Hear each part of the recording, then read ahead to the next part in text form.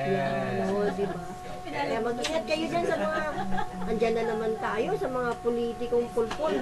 Marami naman talagang politikong pulpul, di ba? Oo naman. Spell politiko. Ay, Hindi naman politiko tawag ko dyan, buliro eh. Yan, tama kayo dyan. politiko. Spell politiko. Kusyal na lang. Kusyal na lang. Buliro na lang. Oh! Kusyal na lang. O ano, sige. Konsyal daw. Ano, Mayor na ano. lang. Politiko, basta kung politiko, lahat-lahat na sila doon. O, di ba? Kaya yan, kaya kanina yung sa bunga, di ba? Kawawa naman si Pinoy, Pinapahamak eh. pinag-a-apologize, di ba? Bakit siya mag-a-apologize dun sa isang pangyayaring hindi naman niya kagustuhan yung nangyari? Ano O, akong di ba? national, di ba? O, di ba? Bakit kung kailangan mag-apologize ng presidente namin? Tuwa-tuwa pa Hindi ito naman si po siya ang Biba. kasalanan yan eh. O, di ba? Kasi ang imahe ng Pilipino, mababa sa ibang bansa yan pagka ganun. Pag sinabing Pilipino yun ako. Kawawa naman ang mga Pilipino, masama ang tingin tuloy sa atin. Pero, tingnan nyo, yung mga gumagawa ng laboratorio dito ng Cebu, di ba puro inchik yun? Puro Chinese. Puro Chinese? Anong ginagawa? Wala lang talagang Pilipinong gumagawa. Pag may nahuling Chinese, pagkakawalan. Gumagawa na nga laboratorio, gumagawa na nga ng maraming Cebu. Sa sino nilalason? Di ba mga Pilipino? Dahil maganda raw buyer ang mga Pilipino. Yan. Kaya dito sila gumagawa, dito nila binibenta kasi ang buyer Pilipino. Kayo naman mga Pilipino, iwasan nyo na yung droga na yan. Para namin tayo lumubog. Lumulubog tayo eh. Tuwan-tuwa yung mga tagagawa ng shabu, ng mga inchik. Tapos tayong pina-apologize doon. Eh samantalang sila, anong ginawa nila sa ating mga kababayan? Sa ilang gramo lang ng shabu, pinapatay na, di ba? Ilang gramo lang shabu, pinapatay na, ha, di ba? Pero sila, laboratoryong shabu, hindi, pinakawalan. Bakit? Pinakawalan. Kasi nga, dahil nga, sa lagay. Itong mga ating mga government na ganyan, yung iba, malagyan lang, naku, pikit mata na pinakakawalan dahil pera na yun, milyon-milyon ang lagay eh. Ba't naman kayo ganyan? Naku, parurusahan kayo ng Diyos ng ginagawa niyong ganyan. Sana yung anak ninyo ang maging masubok sa Cebu, maging kabayaran sa ginagawa ninyo. Kaka-high blood kayo ah. Tama po yun. Kaka-high blood kayo ah, di ba? the Rams, grabe. O di ba? Laboratorio yung mga Cebong ginawa ng mga inchik na yan, hindi pinarusahan, pinakawalan. O samantalang yung ating kababayan doon na binitay, ilang gramo lang ng shabu na nakuha sa kanila, binitay na. Kinasangkapan lang sila doon sa ibang bansa eh. Oo, tapos ngayon, sabihin, mag-apologize yung ating presidente. Kasi nga itong mga Pilipino may kasalanan din eh. Gutom kasi yun. O yun, gutom. Tulungan natin ang ating Pangulo na magkaroon ng magandang buhay ang mga Pilipino. Huwag nating isadlak sa kapariwaraan ang ating mga kababayan dahil lang sa kagustuhan ninyong magsabi-sabi dyan. Naku, maawa kayo sa sarili nyo. Mahina lang batas kasi ng Pilipinas.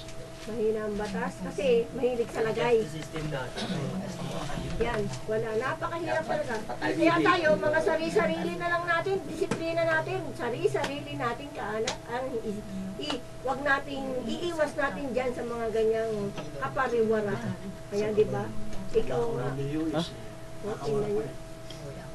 Yan ako mga kababayan, maawa natin sa sarili, maawa naman tayo sa sarili natin mga kababayan. Makasalanan ng isa, gustong gumanti, kaya tuloy na nadatamay lahat. O di ba? Di ba sino ba may kasalanan niyang hostage na yan? Di ba isang tao lang? O, kinausap niya yung isang tao para manggulo. Tapos para lang may mapahamak, para may makulong. Ay, naku, sino kaya yan? Baka ano naman yun? Pagdating mo doon sa langit, pabababain ka, magkakaroon ka ng 100 days para gumawa ka ng Ganun ba yun? Totoo ba yun? kabutihan sa kapwa mo. At yung mga nagpayaman dyan, mga magnanakaw sa kabanang bayan, hindi mo madadala ang pera mo dyan. Yan ang tatakip sa mukha mo. O, di ba? Ay, nako. Kaya, puso mo. kaya mga kababayan, magdasal na lang po tayo para po yung ating bagyo ay umalis na. Umalis ka na, Nina. Umalis ka na. Dahil ang mga apo ko pupunta dyan sa Cagayan. Narating yung apo ko pupunta sa Cagayan. Hindi ko sila papayagang pumunta sa Cagayan na may bagyo. O, di ba?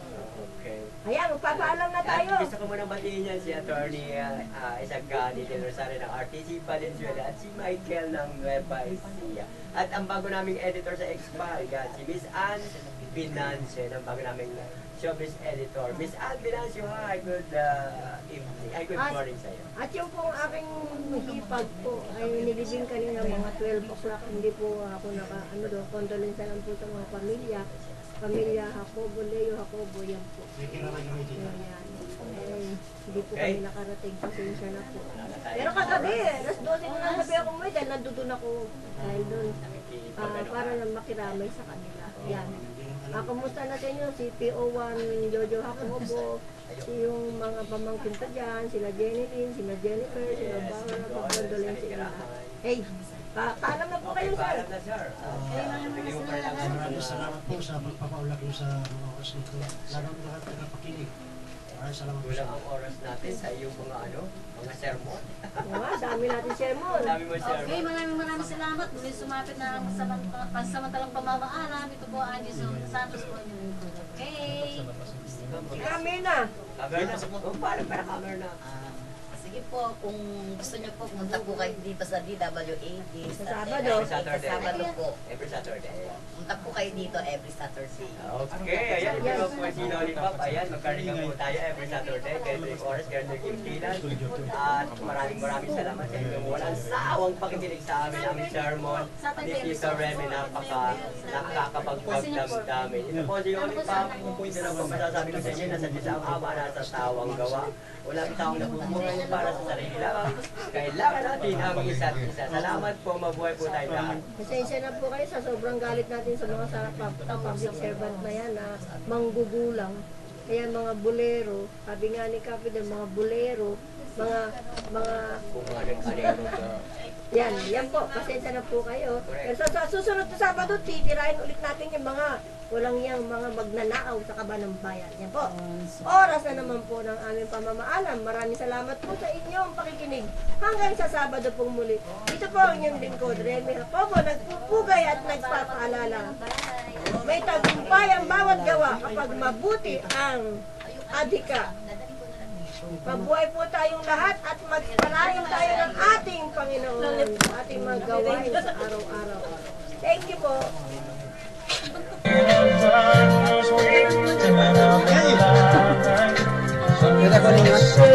Ano yan? Type ko.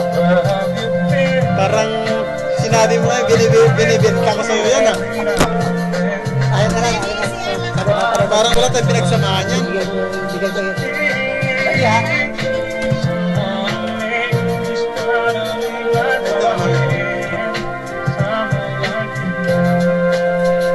Neil, ipasok mo ito dyan ah. Yan. Pasok mo dyan. Ika na lang.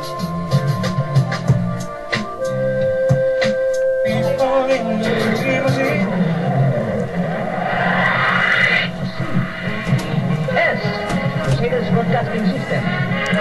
Ay! Yo! Piri mo! Yes, Commander Otto, sa inyong mga radyo.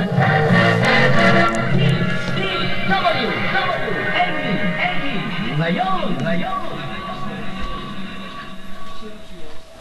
Kulang ang oras. Gawin na natin 2 oras. Sorry.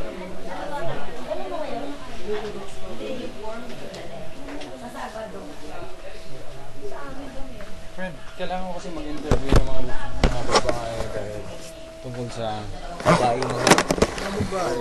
Tatanong ang question kasi nakakatanong ano yung lalaki. Ito, may wifi ba dito sa atin? Wala na. Wala dito.